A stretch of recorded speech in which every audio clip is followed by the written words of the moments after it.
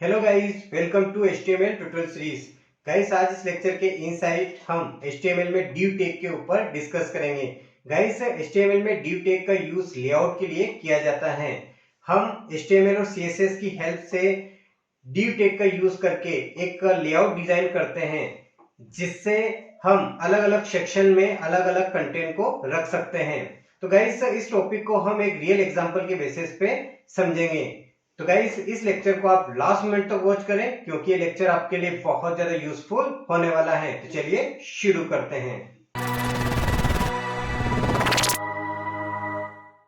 तो गाइस, इस लेक्चर के इनसाइट हम div टैग के बारे में डिस्कस करने वाले हैं। तो सबसे पहले मैं यहाँ बॉडी सेक्शन के इनसाइट div टैग बना लेता हूँ। इस लेक्चर को आप बड़े ध्यान से समझिएगा, बहुत ही ज़्यादा यूज़फुल टैग होता है HTML के इनसाइट div को डिवीज़न भी कहा जाता है। अब यहाँ पर ये जो div है, इसका जो विड्थ होता है वो बाय डिफ़ॉल्ट 100% होता है, और जो हाइट होता है वो 0 पिक्सल ऑटो होता है। तो इसको कैसे प्रूव किया जाए? अब इसको प्रूव करने के लिए तो मुझे यहाँ पर इसके ऊपर CSS अप्लाई करनी पड़ेगी, कोई बैकग्राउंड कलर देना पड़ेगा, तभी समझ में आएगा कि इसका जो विड्थ है वो 100% है। तो चलिए, यहाँ पर इस div टैग को मैं एक क्लास असाइन कर देता हूँ। क्लास का नेम मैं A दे रहा हूँ यहाँ पर, और इसके ऊपर मैं CSS लगाना चाहता हूँ। तो जो हेड सेक्शन है उसके इनसाइड में स्टाइल टैग का यूज़ करूँगा, और इसके इनसाइड ये जो क्लास है A, इसके ऊपर मैं CSS अप्लाई करूँगा। तो मैं यहाँ पर बैकग्राउंड कलर दे देता हूँ।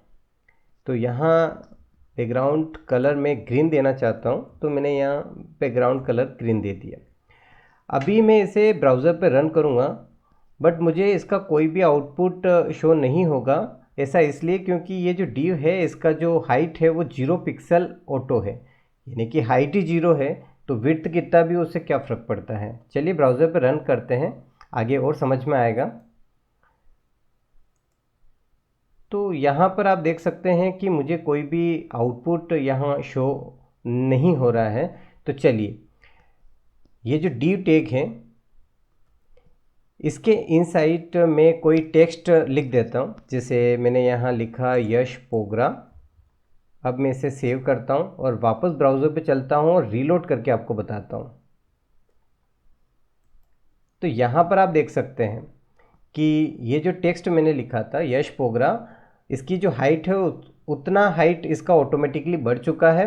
और जैसे ही मैंने इसके इनसाइड टेक्स्ट डाला, तो आप देख सकते हैं जो बैकग्राउंड कलर है वो पूरे 100% पे दिख रहा है। तो इसका साफ साफ मतलब ये है कि ये जो div है, इसका विड्थ 100% होता है, और हाइट जो होता है वो 0 पिक्सल ऑटो होता है, यानी कि स्टार्टिंग में 0 रहता है, और जितना टेक्स्ट अपन डालेंगे उतना ही इसका हाइट जो है वो बढ़ता चला जाएगा।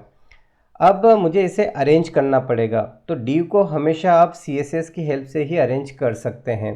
तो चलिए अरेंज करके कुछ अच्छा सा बना कर देखते हैं, ताकि आप भी HTML डॉक्यूमेंट के इनसाइड div टैग का यूज़ करके एक अच्छा वेब पेज डिज़ाइन कर पाएँ।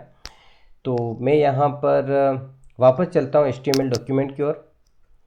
बहुत आसान है। यहाँ पर सबसे पहले मैं ये टेक्स्ट हटा देता हूँ, ठीक है। और बैकग्राउंड कलर मैंने ऑलरेडी दिया हुआ है, मैं इसका विड्थ और हाइट सेट कर देता हूँ। तो यहाँ पर इसका जो विड्थ है वो मैं 200 पिक्सल दे देता हूँ, और इसका जो हाइट है वो भी मैं यहाँ पर 200 पिक्सल दे देता हूँ। चलिए बनाते जाते हैं, कुछ ना कुछ अच्छा ज़रूर बनेगा, ताकि आपको समझ में भी आए और आप भी कुछ अच्छा बना पाए। चलिए सेव करते हैं और रीलोड करके चेक करते हैं। तो यहाँ पर आप देख सकते हैं एक स्क्वायर बॉक्स बन गया है, ठीक है ना। चलिए आगे बढ़ते हैं और कुछ और div बना लेते हैं। तो मैं इसे कॉपी कर लेता हूँ और यहाँ पेस्ट कर देता हूँ, फिर एक बार और पेस्ट करता हूँ, एक बार और पेस्ट करता हूँ, और एक बार और पेस्ट करता हूँ। चलिए अब सबकी क्लासें मैं अलग अलग कर देता हूँ यहाँ पर। जैसे कि मैंने यहाँ पर क्लास B कर दिया, यहाँ पर क्लास C कर दिया, और यहाँ पर क्लास D कर दिया, और यहाँ पर क्लास मैंने E कर दिया, ठीक है ना। इस तरीके से मैंने सबकी जो क्लासेस है वो अलग अलग कर दी है, ठीक है ना। अब यहाँ पर ये जो क्लास B है, तो इसके ऊपर भी मैं CSS अप्लाई कर देता हूँ। तो मैं यहाँ पर इसका जो बैकग्राउंड कलर है वो चेंज कर देता हूँ। यहाँ मैं ऑरेंज लिख देता हूँ, ठीक है ना। अब यहाँ पर जो क्लास है उसका नेम B है, ठीक है। चलिए आगे बढ़ते हैं और जो क्लास C है उसका भी बैकग्राउंड कलर चेंज कर देते हैं। इसका जो बैकग्राउंड कलर है वो मैं रेड दे देता हूँ, ठीक है ना। और इसके बाद जो क्लास D है इसका बैकग्राउंड कलर मैं यहाँ पर ग्रे दे देता हूँ। और एक क्लास और बची है, तो इसका जो बैकग्राउंड कलर है मैं यहाँ पर येलो दे देता हूँ। ओके, चलिए सेव करते हैं और रीलोड करके चेक करते हैं कि जो हमारा div है उसका आउटपुट किस तरीके का दिख रहा है। तो यहाँ मैं रीलोड करता हूँ। यहाँ पर आप देख सकते हैं कि इस तरह का आउटपुट हमें दिखाई दे रहा है। अब आप सोच रहे होंगे कि मैं क्या बना रहा हूँ, आपको कुछ समझ में आ नहीं रहा है। तो मैं आपको बता देता हूँ कि मैं यहाँ पर div टैग की हेल्प से सेक्शन बना रहा हूँ और इन सेक्शन को अरेंज करके इनके इनसाइड कुछ और नया आउटपुट शो करूँगा HTML टैग की हेल्प से, ठीक है ना। तो मैं यहाँ पर कुछ इमेजेस इनके इनसाइड डालूँगा। तो यहाँ अभी मैंने सेक्शन बना लिए हैं, लेकिन अभी ये सब वर्टिकल फॉर्म में दिखाई दे रहे हैं। तो थोड़ा इनको अरेंज करते हैं और बेटर दिखाई देगा। तो यहाँ जो CSS मैंने अप्लाई की हुई है, तो इसके इनसाइड मैं मार्जिन का यूज़ करूँगा और मार्जिन में लेफ़्ट से दूंगा। तो लेफ़्ट से मैं इसको 200 पिक्सल खिसका दूंगा। सेव करते हैं और रीलोड करके चेक करते हैं। तो आप देख सकते हैं ये यहाँ खिसक चुका है।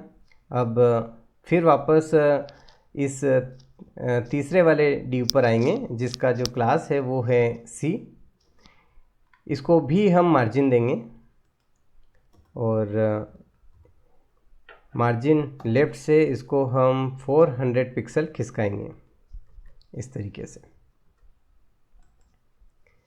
फिर इसके बाद इस वाली क्लास के ऊपर भी हम CSS अप्लाई करेंगे और इसको मार्जिन देंगे।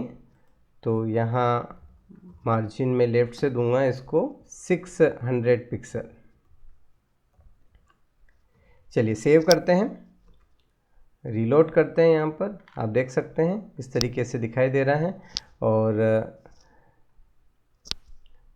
सबसे लास्ट में यहाँ पर जो बैकग्राउंड कलर है वो मैंने येलो दिया हुआ है, लेकिन यहाँ पर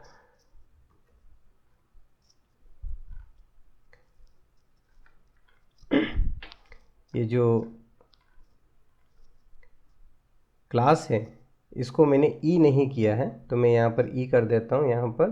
तो यहाँ सभी कलर्स आपको दिखाई देने लग जाएंगे, ठीक है ना। चलिए आगे बढ़ते हैं और इसको मार्जिन देते हैं। तो इसको मार्जिन दिया मैंने 800 पिक्सल, ठीक है। सेव करते हैं और रीलोड करके चेक करते हैं।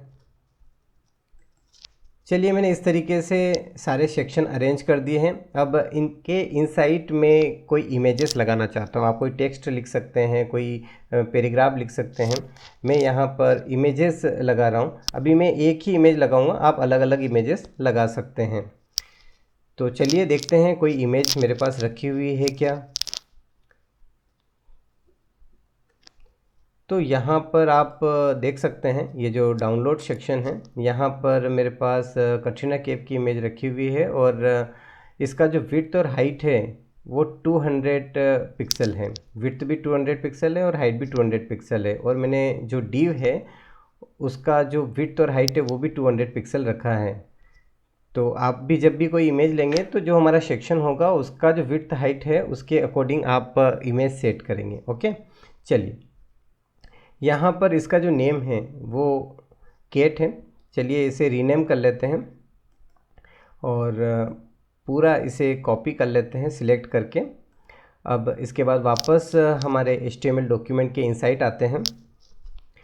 यहाँ पर ये जो फर्स्ट डिव है इसके इनसाइट में img टैग यूज़ कर रहा हूँ और src के इनसाइट URL दे रहा हूँ।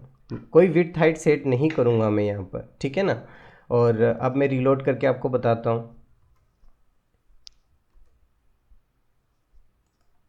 तो यहाँ पर जैसे मैंने रीलोड किया, देख सकते हैं आप यहाँ पर ये जो इमेज है पूरा फिट आया है यहाँ पर, ठीक है ना।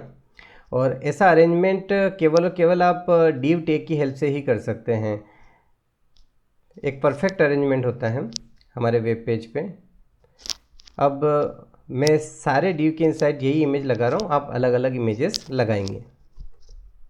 तो मैं यहाँ से इसे कॉपी कर लेता हूँ और यहाँ पेस्ट कर देता हूँ, यहाँ पर भी पेस्ट कर देता हूँ, यहाँ पर भी पेस्ट कर देता हूँ और यहाँ पर भी पेस्ट कर देता हूँ। सेव कर लेता हूँ और रीलोड करके आपको बताता हूँ। तो यहाँ पर आप देख सकते हैं इस तरीके से इमेजेस आ चुकी है। तो जैसा आप अरेंजमेंट करना चाहें अरेंजमेंट कर सकते हैं CSS की हेल्प से, और ये काम हम div टैग की हेल्प से ही करते हैं HTML के इनसाइट। तो गाइस, आज के इस लेक्चर के इनसाइट हमने div टैग को विद एग्जांपल समझा। आई होप कि आपको ये लेक्चर बहुत अच्छे समझ में आया होगा। मिलते हैं नेक्स्ट लेक्चर में, तब तक के लिए बाय बाय।